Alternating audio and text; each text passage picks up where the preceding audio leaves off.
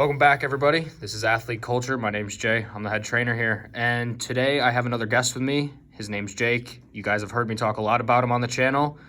Jake, take it away. Tell us a little about yourself. Hey, what's up, everybody? So, first off, if you want to see pretty much what I'm at, what I'm doing, where I am in training, you can just follow me on Instagram. It's at pancakes_n_PRs. And, as in the name, I eat a lot of pancakes, and I try to hit a lot of PRs. Doesn't always work out, but sometimes we get lucky. I'm about to turn 20, actually. I started lifting when did I start lifting? I was in high school. It was probably about my junior year. I started lifting consistently towards like the halfway point, and I really got into lifting like competitively in powerlifting about a year after that, and that's when I really picked up my training career. So it hasn't really been that long. It's been about 2.5 years of really consistent hard training. And basically I started off, I went vegan back in early high school and did all of my training career as a vegan, made great progress and powerlifted. I trained Westside Barbell for a long time, conjugate. Then I switched over to more linear progression style stuff and more block periodization, and I just kind of branched out over time. And that's like a general overview of who I am and what I do. Now I'm no longer vegan at the moment. I don't have the opportunity to get a ton of nutritious foods at school sometimes, so I do incorporate fish and or eggs when I have to, but I keep it mostly plant-based, so I prefer to call myself a flexitarian at this point. As for my training history, aside from powerlifting, which before I got into powerlifting for that first year that I mentioned that I was lifting, it was pretty much bodybuilding. I was overtraining way too much, didn't give my body time to recover, didn't make much progress. Then I got into the powerlifting world, fell in love with strength, built myself into this fat monster, hit a ton of PRs, and then dieted down to the 160s again. And in the 160s, I had a 430 bench. Sorry, that would have been a 430 insane. bench, 430 squat, a 310 pause bench, and a 460 deadlift. And then a few weeks after that, I tore my quad. And then it started the process of rehabbing, and that was about 3.5 months ago that I tore my quad, and now I'm kind of just in limbo. Switched back to bodybuilding because I kind of fell back in love with it when I was focusing on rehabbing my knee, and now I'm getting ready for a bodybuilding competition in November. So I'm doing my first Classic Physique show on November 11th at Bev Francis's Powerhouse Gym. Nice. Be there or be square. Alrighty. Well, I know you just mentioned your maxes and your training splits. How many days a week are you training right now? Right now, I'm training 5 days a week. I run push-pull legs, rest, upper, lower, rest. And when I was powerlifting, I ran everything from benching 4 times a week, squatting 3 times a week, and deadlifting twice a week. Or I was doing upper, lower, rest, rest, or whatever it was. I ran every split I could imagine.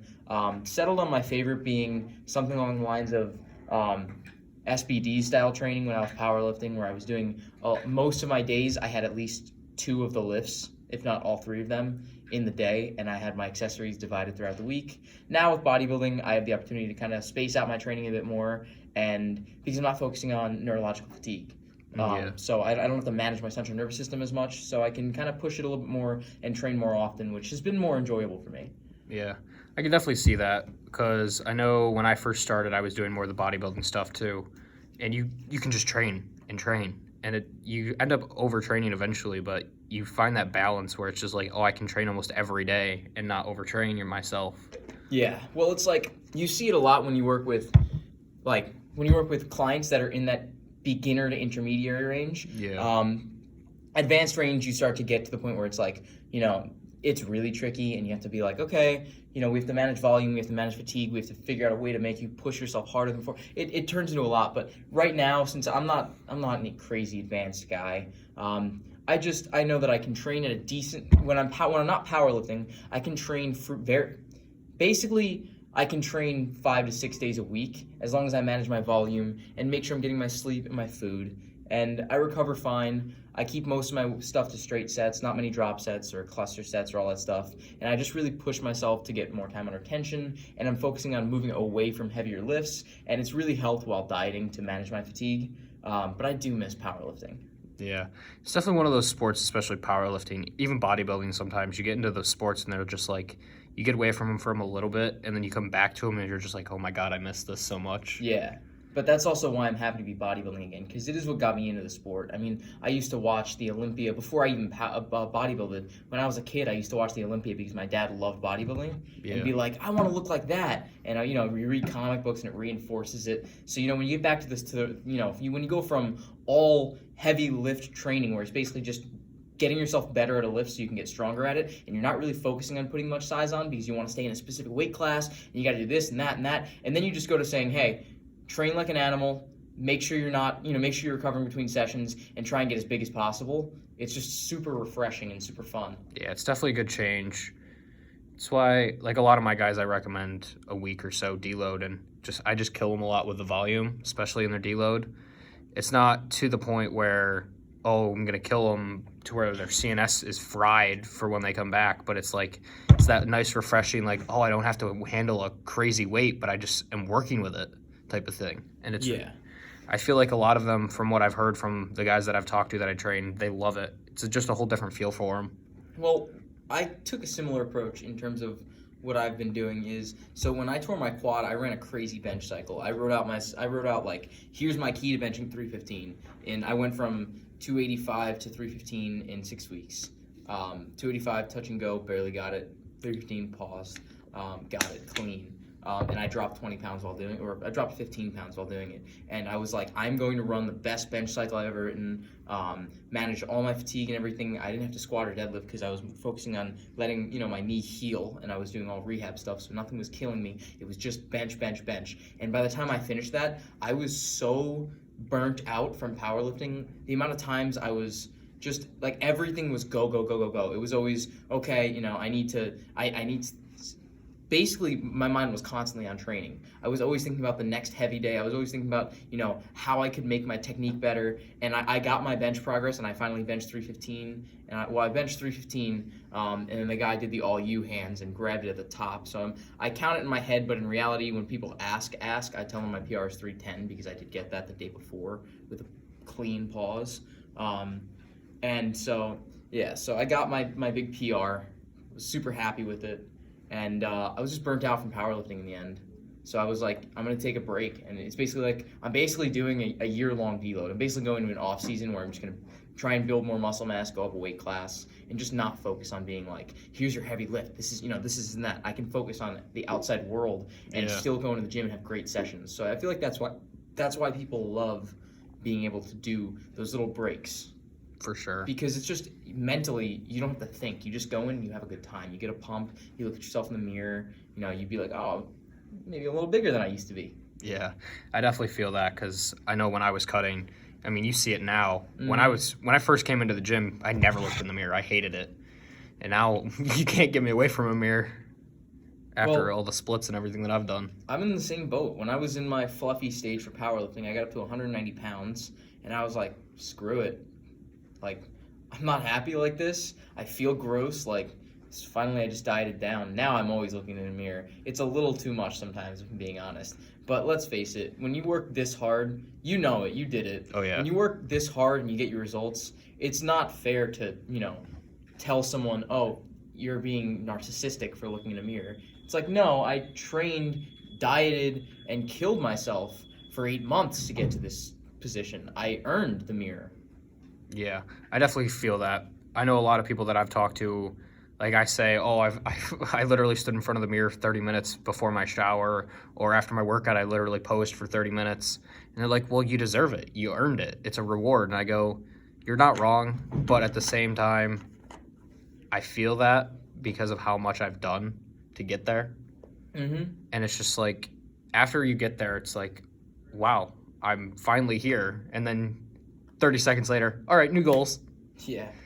I haven't even reached my first goal yet. Which is? Oh, I just want to get down to I want to get down to around 10% before I finish my cut. Damn. And then push myself up into the 160s, and then probably diet back down for the show in November.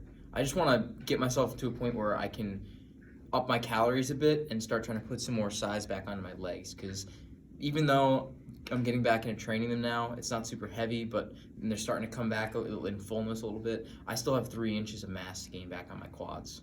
Dang. Yeah, they atrophied like crazy after the surgery. I bet. Because, I mean, how long were you off your feet for a period of time or no? I was walking, but I wasn't walking like a normal person. I was on like a very like big limp for a little while, but for the most part, it was more just like, how can I minimize my walking? How can I walk as little as possible?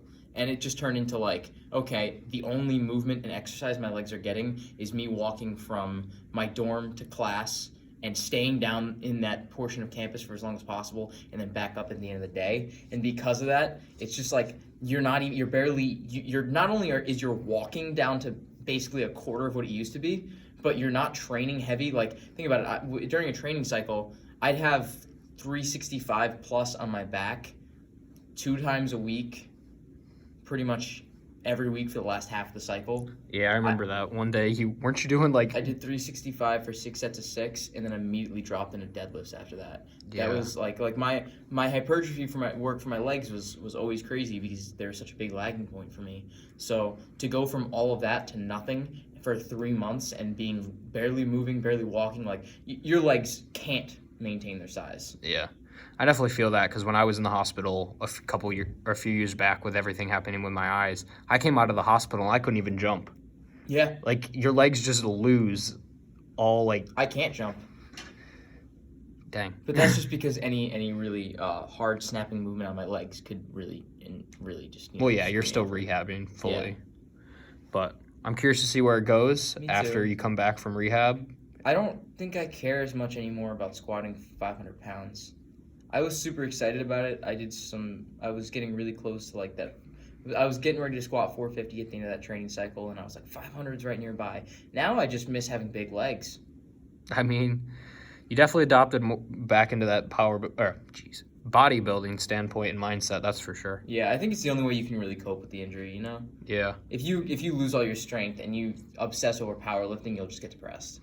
Yeah, and I feel that because I know you and I have talked, like, during my cut from September to January, I started losing strength because I was eating such a low amount of calories, and you could tell some days, you even asked if I was okay some days. Yeah.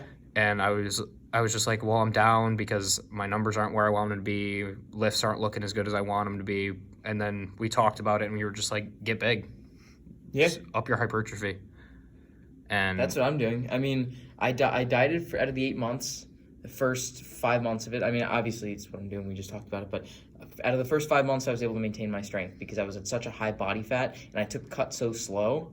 But the last 3 months I was able to build my bench strength up because it was just the only thing that I was doing. But now that I'm adding in more leg training and I just finished up the bench cycle, and like I said, I was just tired of it, I'm just doing all hypertrophy now. And honest to God truth, I'm starting to notice a bigger change in terms of all the added hypertrophy work.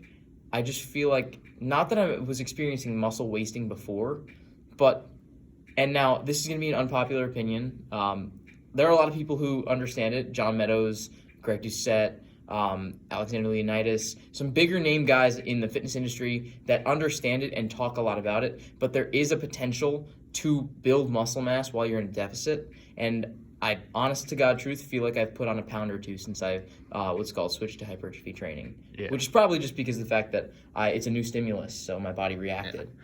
And I mean, I get that a lot too because I felt the same way during my cut from when I started dropping weight. I felt bigger, and some people say, "Oh, you were getting leaner, so you looked bigger." But a lot of the time, I just felt like my muscle bellies looked better. They looked bigger. The way they were just looking in the mirror looked better and bigger. Yeah, I genuinely filled out. Like, during a time where I should have been depleted and where I usually am depleted, I looked fuller. Even, like, there's a difference between looking leaner and that making you look bigger and looking fuller. Yeah. You look fuller when you're bulking, which means, obviously, I wasn't in a surplus of calories, and the hypertrophy work, if anything, made me burn more calories because it's a lot more strenuous, in my opinion, on your cardiovascular system. Oh, for sure. So I was definitely burning more calories, and I actually had, at that point, cut my calories another 200 each day. So I was down a little bit more in a slightly larger deficit, and so nothing made sense that I would fill out. So and also there's the fact that I genuinely did see myself over that course of that first 2 weeks get a little bit bigger. My Yeah. measurements went up. Like that's physically what happened. I gained a little more than an eighth of an inch on my biceps or my arms. When I switched to hypertrophy. And bear in mind, I'm somebody who never trained. I never trained biceps really. Yeah. I didn't care about it, just a little bit to keep my elbows healthy. Yeah, I feel that for sure. So obviously there was some sort of hypertrophy going on there. Yeah, exactly. And I mean, it's all mindset. If you go into, especially a cut like that, like you and I have gone throughout the past few months, and you think that you're just not going to get, or you're just going to get lean and you're not going to build muscle and you're just going to kind of lack with the like aggression in the gym and the hypertrophy work, you're not going to get anywhere really, I feel. Like I know one of my friends, he asked me to make him a schedule and I gave him nutrition information, a schedule, and I gave him all of this and he just stopped training. He's like, Yeah. "Oh, I'm not training, but I'm like still losing weight." And I'm like, "You're only losing weight because you're eating like the most minimalistic amount of calories possible." Yeah. A friend of mine's a hard gainer. Quite the opposite of what we go through in terms of his metabolism is so fast. He'll do nothing and he'll eat 4,000 or 5,000 calories in order to maintain his weight. He loses weight if he eats like me. And like I consider myself to have a fast metabolism. I dieted my first half of my diet on 3,500 calories, and he blows me out of the water. But I had him train. Like he's not training right now, and he's doing the diet, and he's starting to gain weight, and he's like, I look so much better. And I'm like, yeah, you look better because you're putting on some fat, but without the training, like it's two pieces of the puzzle. It's basically like saying, oh, I'm gonna solve a Rubik's cube, but I'm colorblind. Yeah. I know how hard that can be. Like it doesn't. Yeah, it just doesn't make sense. You can do good in one thing. You could be great with training, or you could be great with diet, but you're not going to get where you want to be in terms of overall end result without both. You might get the first initial satisfaction of gaining or losing weight or putting on some muscle mass or whatever your goal is, but once the initial stimulus becomes normal, you need, your body's you're gonna realize that missing piece of the equation, or the missing piece of the puzzle, is the reason why you stalled out. Not because of the fact that you needed to up the calories or lower the calories or increase your training or decrease your training. No, if you're not recovering from your food, you're not going to be able to increase or you're not going to be able to increase training stimulus. If you're not eating in a calorie deficit, you're not going to lose weight. But if you're not training, you're not going to be able to prevent muscle wasting. I'm rambling a little bit. I'm sorry. But the point is what it is. You need both diet and training to be perfect or near perfect in order to get the results you're looking for. Exactly. Or Yeah. optimal. Not perfect, optimal. Better Yeah. way of putting it. I don't feel like there's definitely those guys who have really good physiques, but I don't think anyone's perfect. Or even like the knowledge point of it, where I've mentioned this a million times on here, but the knowledge, you're never going to be at 100% knowledge. And if you feel like you're at 100% knowledge, you're putting yourself in a prison and you're not going to learn anything. Yeah, I like to say I can learn from anyone. And I've learned from people. I've learned from guys I coach who have never lifted before. They'll ask me questions and try and explain their perspective to me. And even that, I'll sometimes be like, holy shit, I didn't know that. Yeah, I feel that too. My, Noah, he's been in there a few times with me. He asked me some questions and I'll be like, I don't know. Let me, and I'll look and I'll be like, dang, how did I never thought about that way. Yeah. And sometimes it's a matter of them just explaining me their perspective, and I learn a new way to approach something I already understand to teach it. Because sometimes it's also about learning to be a better teacher in terms of, if you're going to be a personal trainer, you have to understand how to be able to teach other people to do what you do. Yeah, exactly. I feel like I know a few trainers and they're just like, oh, do this, do that, do this. They don't explain it well enough. And I've seen people try to do it and their form breaks down. They're trying to just do too much with it. Mm-hmm. And they're not breaking it down enough for these people who need it broken down more. And I'm just like, some people who are trainers need a little more teaching, I feel, but not calling anyone out. I'm not trying to start anything here. Yeah. God, athlete culture.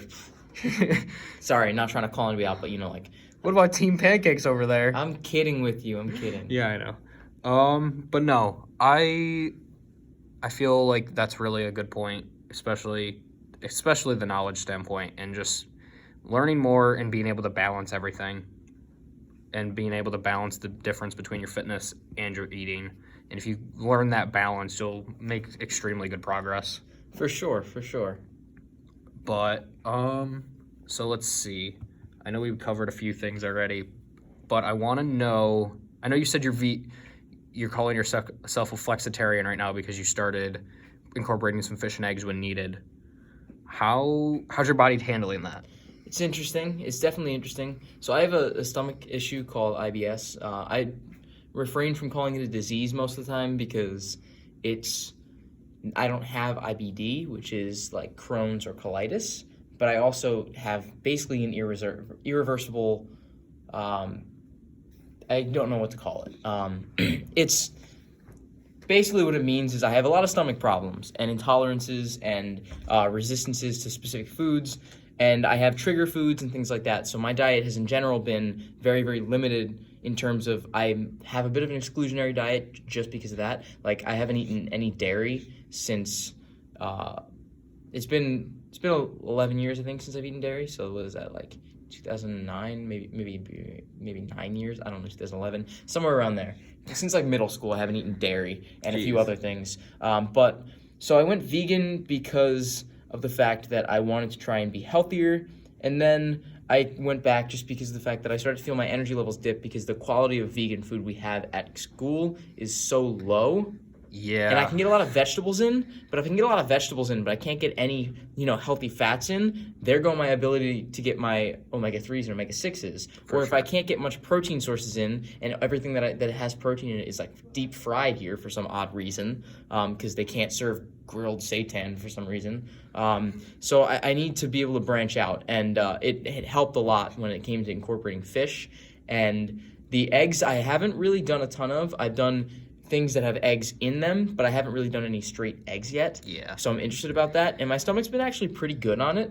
I've noticed some bloating afterwards and maybe some minor discomfort, but I haven't really responded that badly to it. But I think that's because those were things that I never really responded to in the first place when I had IBS. Yeah. So my body's accepting the transition back a little bit easier. If I were to say go back to meat, which I don't really see happening, maybe I could have problems with it. Yeah. But I was only vegan for 4.5 years.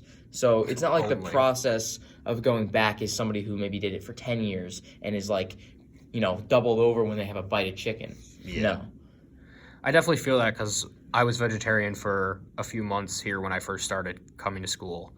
Just basically because I didn't feel like eating a lot of the proteins that they provided because, like you said, they're greasy, they're fried, they're just not good quality. So I went vegetarian and was trying to get a lot of my proteins and my fats and stuff. And I ended up coming back, and one day I had it because I was just kind of like, I really want it, but at the same time I didn't need it. And I ate it, and I got sick because my stomach rejected it because I hadn't been eating it for so long. So I'm really glad the transition for you right now is actually going really well. Well, I'm only doing one meal a day with the product in it, which is actually something you told me because once before I tried to go back to fish. It was early on. And then I decided against it because I got super sick, but I was also eating like 3 cans of tuna a day, I was eating salmon with 1 meal a day. Like, don't get me wrong, I love salmon, I love shrimp and those fishes and stuff like that. I don't think they're amazing. Like, I don't think I missed them. I don't think I really missed any foods when I went vegan, but I do like the taste of them. And going back, I was like, oh, this is yummy. This is more variety. But I try and minimize how much I eat them in a day right now so that I can adjust. And I think that's the reason why it's been so smooth. Yeah. One thing I can say, though, is that I now do almost all of my grocery shopping and eat almost entirely separate from the dining hall. And that has made a major difference. And I think that's also a reason why the transition's been so much easier because I'm only eating the wild-caught fish. Everything I eat is organic, farm-fresh eggs, stuff like that.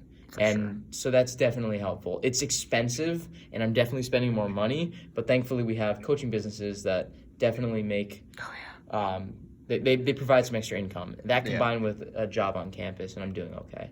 Yeah, for sure. Now, I know we've talked before on fasts, 24-hour fast. You just did recently a 24-hour fast a couple weeks ago, didn't you? Yeah, I did. I did a 24-hour fast about 2 weeks ago. It was a very interesting experience. I'm guessing you want my opinion on it. Yeah, I do.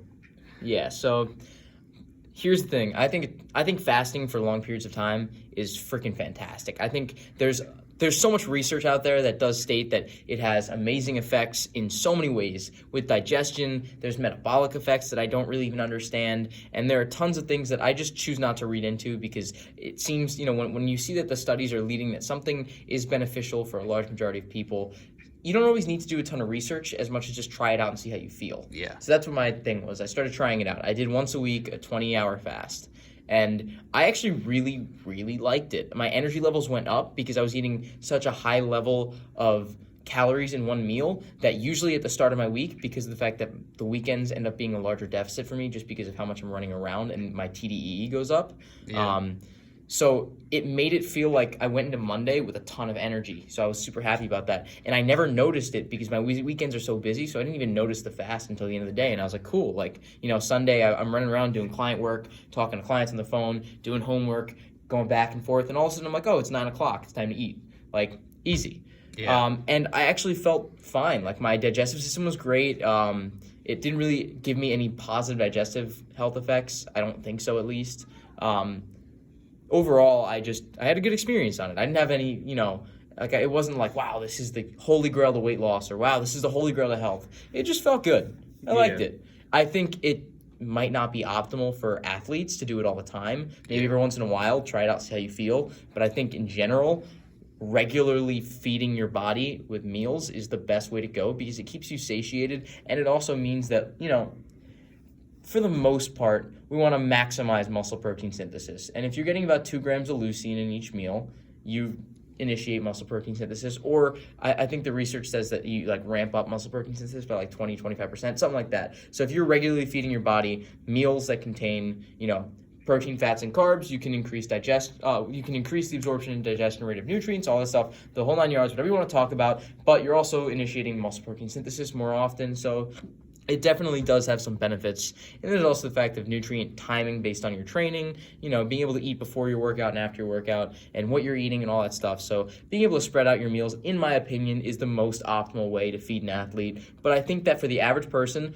long fasts are great. And for athletes, it's definitely something to try and see how you feel. The whole reason I put that on there, especially with you, is because I know we both have done them. Yeah. And we both have seen the effects of them. And I think a lot of people immediately are like, oh, you're not eating food? That's so bad for you, blah, blah, blah. And I'm like, no. But if you look at the effects and look at studies, they show so many good effects towards your body. And it's just like people bite your head off about it. It's almost like you're talking about peds or anabolics with them. They're just like, no. The only thing I can say is that if you ever do any training in a fasted state, I find that because when I'm fasted on a non-training day, I can go all day and I won't feel lethargic. But if I train instantly, I feel lethargic for the rest of the day if I don't have calories to replenish what I've broken down. Yeah, for sure. I know, especially with me, I try to do them on my off days. Yeah, I don't recommend anybody do them on a training day. Yeah, I remember last semester I had a 2-day span where I wasn't training, so I would do it one day and then really carb up and make sure I had the greatest possible nutrients I did the next day for that next training day. And I felt great afterward usually. And I was trying to do them weekly, and I've kind of just gone away from it because right now I know you've seen me and seen the Instagram and stuff like that. I'm doing a really, really heavy progressive overload session right now in my block training, and I'm going a 3-2-1, which I haven't talked about on here, which I plan to do soon. It's my kind of take on a 5-3-1 type of program, but I'm looking forward to that, and obviously my bulk and everything like that is going pretty well. But back to speaking of food, actually, I know we've talked, your opinion on fad diets, like keto. Fuck them. I knew that was coming.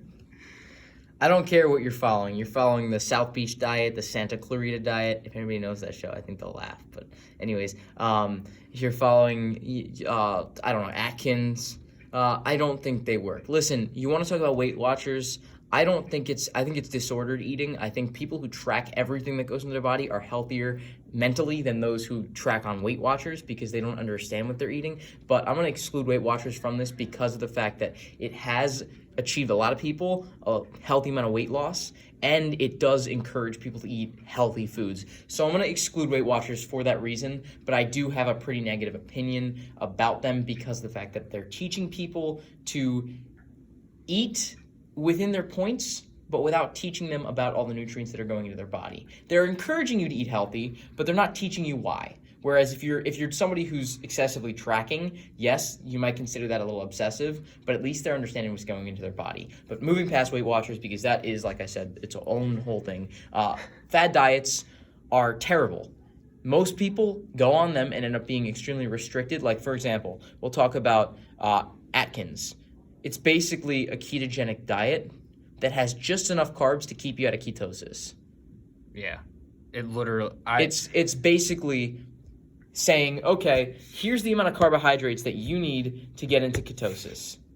Sounds amazing, right? You get into ketosis, your body starts optimizing its ability to use fat stores as energy. You know, like, do I personally follow keto? No. Do people get a lot of success on it? Yes. Is it helpful? Yes. Same thing with the carnivore diet. Do I think you should probably stick to keto, not carnivore, because of the fact that you can get some more what's called fruits and veggies in, specifically some vegetables in the keto diet? Yes. But anyways, the Atkins diet does the exact opposite of what keto does because it gives you just enough carbs to keep you out of ketosis. The whole point of keto is to put you in ketosis, and the Atkins diet understands that cutting out carbs will typically make people eat less calories because carbs are, a lot of the foods that we all enjoy that are like, like donuts and stuff like that. Yes, they're fatty, but they're also a lot of carbs. So you cut out carbs entirely, you cut out the ability to eat all those foods, people will lose weight. They will end up restricting themselves like crazy. I'm pretty sure the Atkins diet has some sort of caloric restriction to it. I don't know how. I don't really understand how it works. But all I know is that you're not putting your guys into ketosis, so then their energy levels are going to drop. They're going to be eating less food. They're going to drop a ton of weight, and they're going to feel so restricted and just brought down that they're going to go back to eating the way they were before and gain half the weight back, if not more. And it's the same thing with all these other fad diets. I don't think things like keto, veganism, carnivorism, those I don't see as fad diets because the majority of people that are promoting them with knowledge and information so that people can understand what they're putting into their bodies and understand that it's overall calories in versus calories out, and that it's important to do these diets the way that they are recommended because of the fact that it allows you to get nutrients in. Like the carnivore diet, eating specifically, very, very healthy, lean cuts of red meat and using good fat sources are important because it provides you with iron, it provides you with omega-6s, omega-3s, and a bunch of other nutrients you need. That's important. Eating, when you're on a vegan diet specifically, a lot of people promote higher,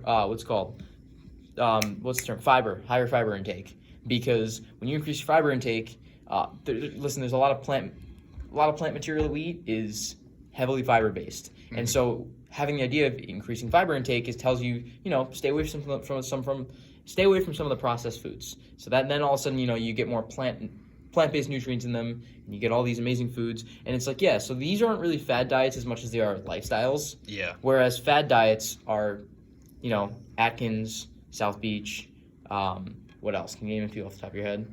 Paleo. There's so many of them now. Yeah, it's ridiculous. But anyways, the reason I call them fad diets is because they have some sort of special method that makes you lose weight, when in reality, it's just something that's going to restrict you and keep you in low calories, and you bounce back, and you gain all the weight back. And that's why they're fad diets. I like to refer to those as rehab diets because literally you go into it, you go through it, and then you're like, all right, I want to go back to it now. Back to what I was doing, back to what I was eating, everything like that. You're just like, you're so tempted by it every time you see it. For sure. I know someone who was doing the Atkins, actually, and one day they were like, oh my God, I'm so sick of this. And they said that their parents had made a bunch of pasta for dinner one night, and they were trying to stay away from it, but they literally just ended up having 5 plates of pasta because they wanted it so bad because they were deprived of so much of it with the way Atkins did it, and they went straight back. And I was like, you ate 5 plates of pasta? And he goes, I really wanted it. I was sick and tired of Atkins. I was sick and tired of the restriction, and I just I had such a tease with the amount of pasta that there was, and such a want and such a like need for it at the time, and I was like, and this is why. And I had told him not to do Atkins when he first started it, and he went into it anyway without really looking into it. See, that's why people like. I'm gonna say us. I'm pretty sure you're a flexible dieter too. Yeah. I eat pretty much entirely whole foods. Cook all my meals. Very, very clean. Very, very healthy diet. Almost rarely, if ever, eat anything that's pretty much like a dessert. And that's just because I'm not that kind of person. That's not what I like. Like a dessert for me is making some anabolic French toast. Peep at Greg Doucette, IFBB Pro official on Instagram. Some insane protein recipes, but that's besides the point. That's dessert for me.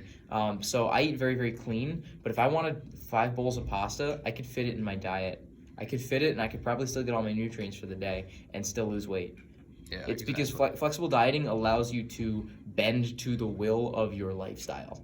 Yeah, exactly. If you're out and you go out to dinner with your friends, you don't have to sit there with your Atkins bar to hold you off because you know you can't eat anything, or you don't have to sit there with your Paleo Crunch bar or whatever it is because you know you can't eat anything in the restaurant, or you don't know how to track it or don't know how to line it up properly with your diet, so you can't eat there. No, I go and I'm like, all right, like here's what's on the menu, here's what I can eat. I'm trying to keep myself higher calories in this meal or lower calories, you know, whatever it is based on how my day was. I order a meal that I think will fit my macros. I throw them in on MyFitnessPal at the end of the day, see if they line up, and based on that, it determines if I get to eat more in my next meal or less. Yeah. That's all it is. And most restaurants, like I've gone to a few restaurants back home, and I'll ask for something. Like say they have grilled chicken on the menu, but you don't want what's with it. Yeah. Can I just get a grilled chicken breast?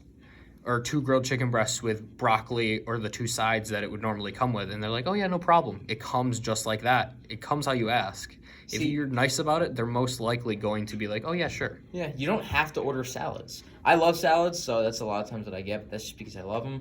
But you can go out and you can order, salmon and, you can order pastas and whatever really you want. You could be like, hey, like, can I get, instead of being like, okay, I'm gonna go and it's like, okay, wow, all the things on the menu are like cream sauces and stuff like that. You say, hey, can I get an order of, let's say white rice, salmon, and broccoli, if that's what you want. That's like really basic. Yeah. Or you can go and be like, all right, there's pancakes on the menu. Can I get some pancakes? And I'm gonna get them chocolate chip with whipped cream on the top and a little bit of syrup. But can I also get 3 egg whites and 2 whole eggs scrambled with some mushrooms and onions in it? And then boom, there you go. You just made your own breakfast. You track it. Yeah, you might have had a lot of carbs, but you just throw it in. You're like, all right, cool. I'm going to have less carbs in my next meal. Exactly. Or I'm going to have a protein shake with it and just count it as both meals. It's about the balance, and that's what I like about how you train people. Yeah. You train them to keep a balance, and that's what I love, especially Team Pancakes is amazing. Thank you. We actually have the recipe of the month is what I'm working on. I'm creating. I don't want to release it out yet because I want to have like a stockpile of like 15 or 20 of them. But it's the recipe of the month, and right now this month's recipe is anabolic French toast. It's my take on anabolic French toast because I know Greg Doucette already has them. But I make a very unique. It's cinnamon toast crunch French toast. It's got 40 grams of protein in 3 slices, only 80 grams of carbs. Like the macros are insane, and it's I think 8 fat, and they taste amazing. And like I just basically I love to cook. I worked in a restaurant for 4 years, something like that. I don't know, it was years, and so I love to cook, and so I write all these recipes out, and I just every month my clients when they get their meal plan for that specific month, obviously. It changes week to week, but each month they have a specific recipe that's new that they can make, and it can sub into any one of the meals they want. Yeah. Dang, I might have to get an order of that. Yeah, Sounds I have. really good. I also have next month is Fruity Pebble protein pancakes. Dang, I think I've wanted to talk to you about your protein pancakes because they sound really good, but I mean, team pancakes. exactly. Obviously, I've perfected the protein pancakes. I remember when you talked to me one time, you're like, "No, I got to call you deadlifts and donuts," and I was like, "No, we're gonna stick with athlete culture." Yeah. But no. On the competition side, to kind of switch back a little bit, I know you said you're gonna compete. Are you gonna compete this leads into the last couple questions that I have on here. Yeah. But are you going to compete in a tested or untested federation? Untested. Are we talking powerlifting or bodybuilding? Bodybuilding. Bodybuilding, probably untested. I don't care if my competition is on steroids or not, or if they're on PEDs of any sort, because obviously PEDs are more encompassing because there's tons of drugs that can't count as PEDs. Not all of them are steroids. I don't take anything personally unless creatine and OJ count. I don't personally count them. So I don't take anything. I'm completely natural. I feel like that's going to be one of your questions coming up. I have not, nor have I ever taken anabolics or SARMs or any sort of anything. The only thing I've ever taken is I had a friend who gave me what I thought was a pre-workout, and it was ephedra. But ephedra is just basically a really high powerful fat burner anyways. Yeah. It just increases your NEAT, brings up your heart rate, all that stuff. It's really dangerous. Don't take it, guys. Yeah. But anyways, I'm completely natural, but I like to compete against the best of the best. I want to step on stage with people who I could never even fathom beating, because that in my opinion, that's what keeps me going. Yeah. If I step on a stage and know everybody else there is natural and they're amazing and better than me, awesome. But if I know that going into a competition just by competing in a natural federation, I know it's going to be a less popular federation, which means less, elite level competitors, I don't want to be there. Exactly. I want to compete against the best of the best. I don't care if I'm going to get dead last every single time. It's going to motivate me more than hell. Oh, yeah, for sure. And I know we've talked about this over the past couple weeks with you making that transition to the bodybuilding world more instead of the powerlifting side of things. And Powerlifting, I treated it the same way. I competed untested. Yeah. Except for once competed USAPL. Never again. Anyways, what were you saying? Crap. I do like that side of it, and I think that's one thing that people like. Yeah, guys, stay in your lanes if you want to, but if you are looking to compete to be the best and against the best, try and go into an untested. If you're natural, go into the untested. See how you fare. Mm-hmm. It'll just push you to work even harder through the next cycle for the next competition. No matter you step on stage, you may look almost just as well as these guys, but they have that little bit of an edge. It'll just push you to work that much harder the next session through, the next cycle, next prep, whatever you want to call it. And I'm sure Jake can agree with that one for sure. For sure. But I think all I have left really is if you have any, I know I put on here one phrase that you would give to a beginner or someone who's just starting out, but if you have more than one, you're more than welcome. I was actually going to ask you if I could give two. So if I could only give one, if somebody said, here is a beginner who's never lifted before, you only get, one sentence to say to him. You only get 3 words. Consistency is key. I'm going to be honest. I always thought that there was I had to train a specific way in order to get as big as possible. And yes, there's tons of training science that you need to study and learn. I spent 4 years reading, learning, studying. I still do it. But what I'm trying to say is I just read and read and read, and I'm still reading. And there's so much to learn. But the only thing that truly matters in the end, in the grand scheme of things, is consistency. If you wake up every day, you eat your breakfast, you eat your lunch, you eat your dinner, you keep your nutrition on point, and you get to the gym every day, take your rest days when you need them, by the end of that year, you will have made more progress than the guy who knows what they're doing and took 80 billion training sessions off and, took time off for this and went on vacation and did that. Because in the end, consistency beats any sort of knowledge if knowledge doesn't work. It's kind of like a play off of the idea hard work beats talent if talent is hardly working. If you know everything in the world but you don't apply it, or you don't apply it well, the guy who doesn't really know much but just knows that he needs to be in there working every day is going to beat you. Exactly. And I have the philosophy of give it your all or don't give it anything. And I apply that philosophy to literally everything. The gym, if I don't give it my all, I'm not expecting the results that I want. If I don't give all of my work in school right now, studying whatever it is, don't expect the best grade. If you talk about your nutrition, if you're not giving it at all or giving it your all and putting all your attention onto it that you can possibly do and making your nutrition as peak and as best as possible, don't expect to lose or gain.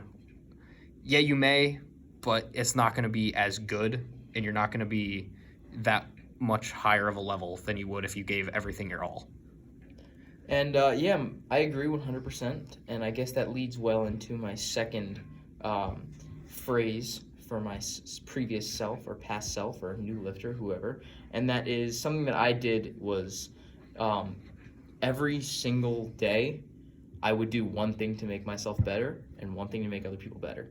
For me, that was my aunt went to massage therapy school, so I asked her for all of her textbooks and on human physiology of human movement, human anatomy, and I would just make sure that by the end of each semester of high school, I had finished one of those textbooks, read it from start to finish, front to back, whatever you want to call it, one of those books. And obviously, if it was something about the ear canal, I was skipping it. I was reading what mattered to my sport, but that was my way of getting better every day. And then my way of helping other people was learning to apply the knowledge that I can make other people stronger, healthier, and happier with themselves. And so that was the way I did it. But to speak to any lifter, every day make yourself better, and in turn make other people better so they can do the same.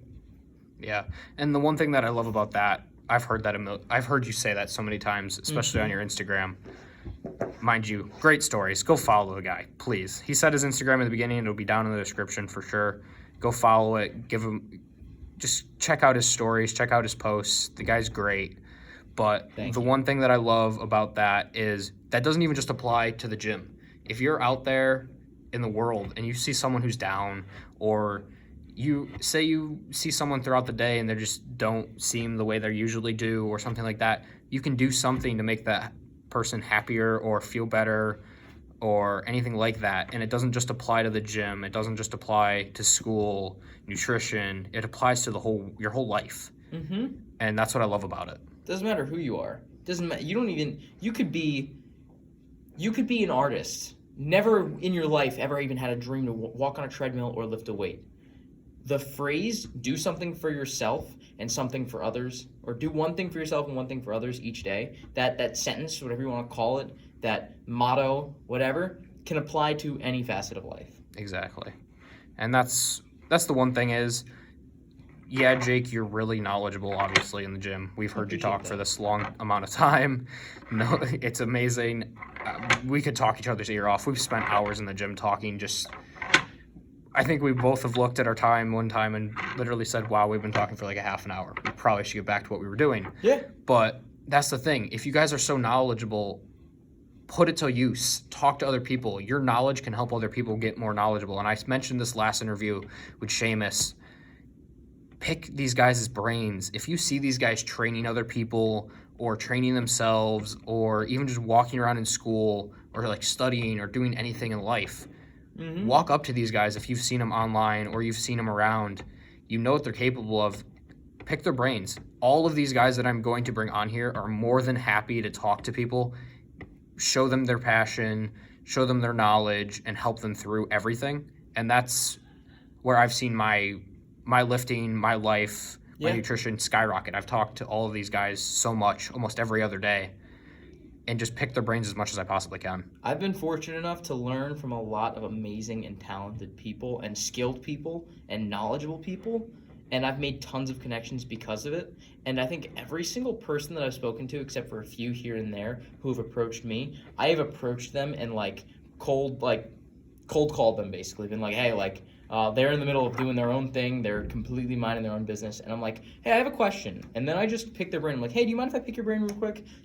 Obviously don't interrupt them while they're doing a set of bench press or while they're doing pull-ups. Don't, in between their sets while they're trying to superset pull-ups and push-ups or whatever, you don't interrupt them. But if you catch them at a good time, be like, hey, can I ask you a few questions? Because 9 out of 10 times they're going to say, yeah, sure, let's sit down. Let's, shoot. Whatever you want to ask. For sure. And it's been insanely helpful, but also it's helped me build connections for when I need to reach out to somebody for help or when I need a better way of getting more knowledge. There are people who have been like, hey, I just finished this book or I just finished this reading these sets of studies. You have anything that could help me branch out further?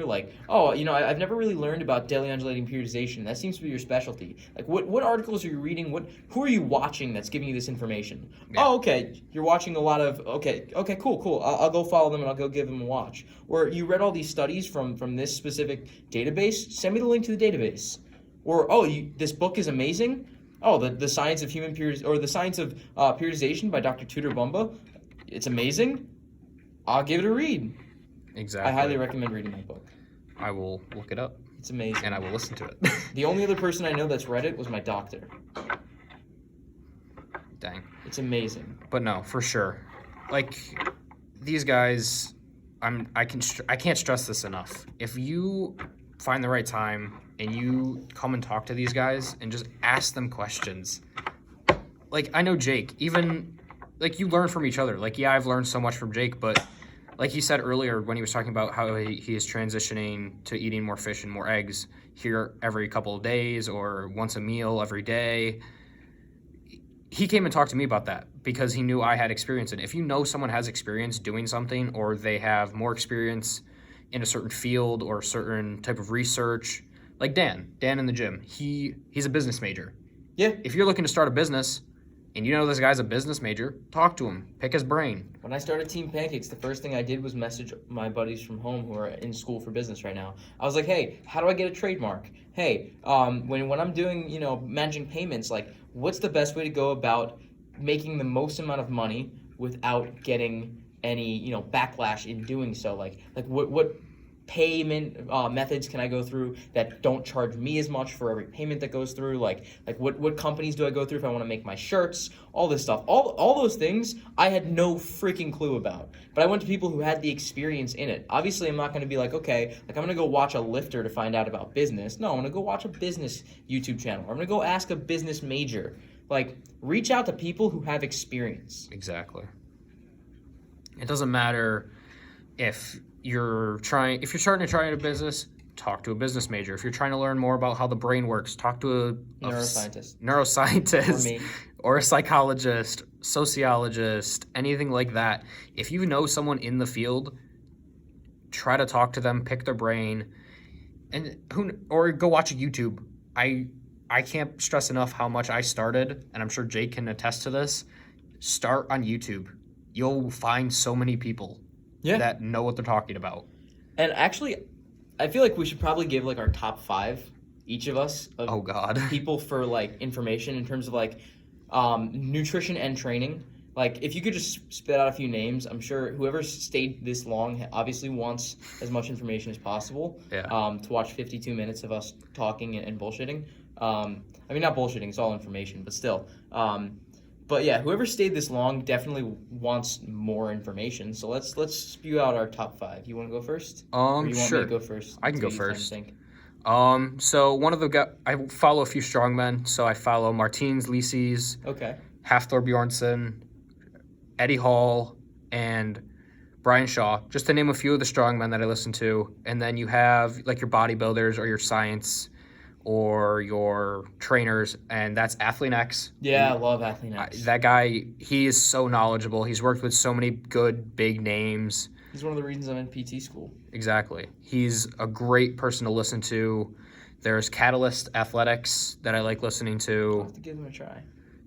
Those guys focus a lot on like Olympic lifting, but if you're trying to branch out, look at new things. Oh yeah, for sure. He even answers questions on nutrition sometimes. They're pretty knowledgeable with that.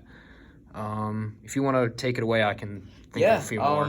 If you want to talk about like the bodybuilding, first of all, if you want to talk about the ability to maximize the amount of knowledge possible, I really like Mark Bell, his Power Project. He brings in a lot of doctors and scientists and people. Like, I think the biggest bang for your buck is to watch like Joe Rogan, Mark Bell, or Lane Norton, and you can get a lot of information in a short period of time from multiple different sources of people because they bring a lot of people onto their topics. But that is just a whole nother facet of things because then you can, every time you watch them, you can find a new person to watch from there. But if you're looking for just one individual person whose channel consistently puts out information from that one specific person, I would say John Meadows is amazing for bodybuilding. He's taught me so much about periodization for bodybuilders and how incorporating strength training as a bodybuilder can be helpful and how to branch away from powerlifting. Because bear in mind, he spent a lot of time breaking records and lifting heavy ass weight with Westside Barbell, and he ended up getting his pro card by doing so. Exactly. And so he knows a lot about a lot of things. And then there's Greg Doucette, who's an IFBB pro, who basically just cuts through the bullshit. Yeah, he has his bias here and there, But he cuts through the bullshit, and he's really freaking smart, and he's got his master's degree in kinesiology, so he knows his shit. And he's just a great source of information and knowledge. And then you can, what is that, 2 so far? Who else? Obviously, Athlean X. Lane Norton I mentioned before in the podcast one, but in general, any one of his videos, he has his PhD for a reason. He's extremely intelligent. Yeah. Extremely intelligent. And he can help a lot of people find information, not only through what he speaks about, but he links all of his studies underneath. So a lot of times I'll go into his stuff, and I'll just go through afterwards and read the studies and see how he made his connections, and it's helped me understand studies better as well.